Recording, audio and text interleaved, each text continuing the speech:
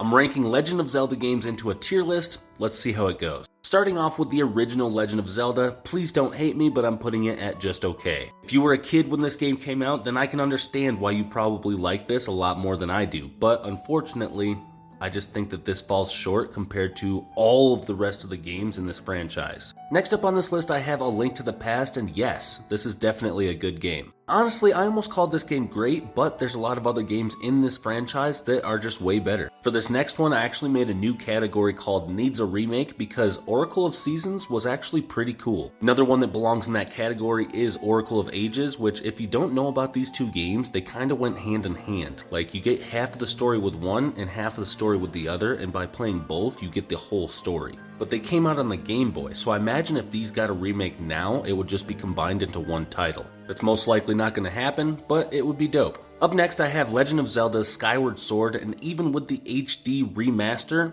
this game is dog shit. Now take that criticism with a grain of salt because I honestly didn't play the whole game. I couldn't get through how bad the controls were. There's legitimately one point of the game where you're supposed to grab the sword, aka the controller, and point it up to the sky.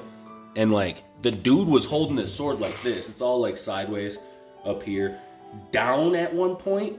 And I'm clearly holding the remote straight up. And the dude has his sword upside down. I try to twist it all over the place, and it's just the motion controls are whack. But if you don't use the motion controls, the game is also whack. Legitimately, I would need a 10-minute video to just go off about how bad this game is. But we're not going to. We're going to move on and just call it dog shit. Up next, I'm going to take Hyrule Warriors. I'm going to put it in the just okay category. It's not dog shit. It's not good.